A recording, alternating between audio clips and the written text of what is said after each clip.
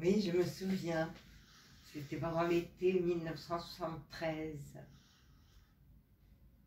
J'en étais à ma 3e année de l'école des hautes études, où je préparais le diplôme du mémoire de l'école des hautes études sous la direction de Jean Cassou. Et j'avais choisi Munch, Edvard Munch, de travailler sur l'œuvre d'Edvard Munch. Et j'envisageais donc d'aller en Norvège pour travailler au musée, compléter toutes les données que j'avais. Donc j'étais partie en Norvège au mois d'août 1973. Et j'allais travailler au musée tous les jours, effectivement. Et puis un dimanche, je crois, je suis allée voir la maison qu'Edvard Munch, qui était sa résidence secondaire, disons, qui était à Askarstrand. Donc j'y suis allée et je suis arrivée là-bas dans le milieu de l'après-midi. Il n'y avait pas beaucoup de monde, c'était pas une grande maison. Et la personne qui avait l'air d'être le gardien de la maison, on devait avoir environ entre 50 et 60 ans. Comme Edvard Munch est mort en 1944, je me suis dit, ce monsieur a peut-être connu Edvard Munch, et donc je suis allée lui parler, je lui ai posé la question, et il m'a dit qu'il l'avait rencontré effectivement plusieurs fois, mais qu'il était un petit garçon à l'époque. Par contre, que sa mère la mère de ce monsieur avait très bien connu Edvard Munch. Et j'ai demandé le nom de sa mère, il me l'a donné, et j'ai dit qu'effectivement j'avais vu des livres à ce nom-là, qu'elle avait écrit des livres sur Munch, mais qui n'existaient qu'en norvégien, ils n'avaient pas été traduits ni en anglais, ni en français, ni en allemand. En tout cas, aucune langue que je pouvais lire. Et on s'est mis un petit peu à parler, et d'ailleurs il y a un petit détail, en regardant les tableaux et les dessins, surtout les dessins, les séquences dessinées de Munch, j'étais certaine que Munch avait utilisé la photographie.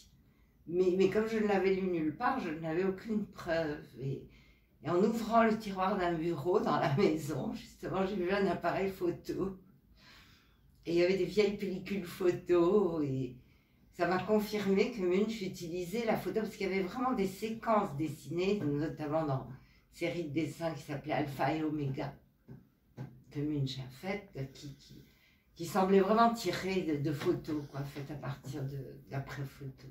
C'était une petite parenthèse. Donc, pour en revenir à ce monsieur, on a continué à parler. Il m'a demandé pourquoi je lui posais autant de questions, d'où je venais, qu'est-ce que je faisais. Je lui ai donc expliqué que je préparais un mémoire sur l'œuvre de Munch. Et puis, il m'a dit, écoutez, je crois que ma maman sera très contente de vous rencontrer.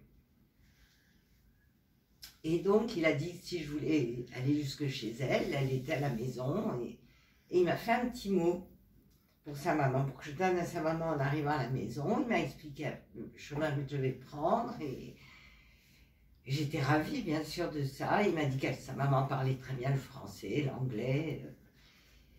Et j'ai traversé donc cette petite portion de forêt qui séparait la maison de Skarstrand de la maison de ce monsieur et de cette dame, et de sa mère. Et donc c'était vraiment, je retrouvais certains tableaux de Munch, aussi bien de la première que de la dernière période, avec les vieilles souches d'arbres coupées, vraiment la forêt telle qu'il l'avait peinte dans ses tableaux. Et j'arrivais devant une petite maison qui avait un jardin, et dans le jardin, une dame qui était penchée, qui me tournait le dos, et qui, je l'ai vu après, était en train de ramasser des fruits rouges dans son jardin. Et donc j'ai sonné, et elle est venue m'ouvrir, et je lui ai donné le petit billet que son fils avait écrit pour elle. Elle a lu ce qu'il avait marqué en norvégien que moi je ne pouvais pas lire, et elle m'a dit, mais entrez madame. Et donc je suis entrée, et nous avons fait connaissance, et elle m'a invité à prendre un thé. Nous avons pris un thé, elle a commencé à me parler de Munch. Et puis son fils est arrivé, et très gentiment il a proposé que je dîne avec eux, que je dorme chez eux, et et que le lendemain, il me ramène à Oslo, puisqu'il devait y aller lui-même pour travailler. Ce qui a été fait, donc ça a été une soirée extrêmement cordiale, à l'occasion de laquelle il est allé chercher une bouteille de vin de Bordeaux dans sa cave pour le repas du soir, pour accompagner le repas du soir.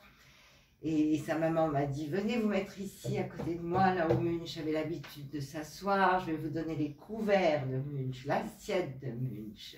C'est extrêmement émouvant et elle m'a raconté une histoire que je n'avais pas eu l'occasion de lire, une histoire amoureuse qui avait été très importante dans la jeunesse de Munch, qui était vraiment amoureux de la fille d'un général norvégien, et que l'artiste ne plaisait pas du tout au général, et donc avait ordonné à sa fille de rompre cette relation. Et ça avait été un grand malheur dans la vie de Munch. Cette femme était devenue paraplégique et elle était restée alitée toute sa vie. Et Munch lui-même n'a jamais vraiment rencontré l'amour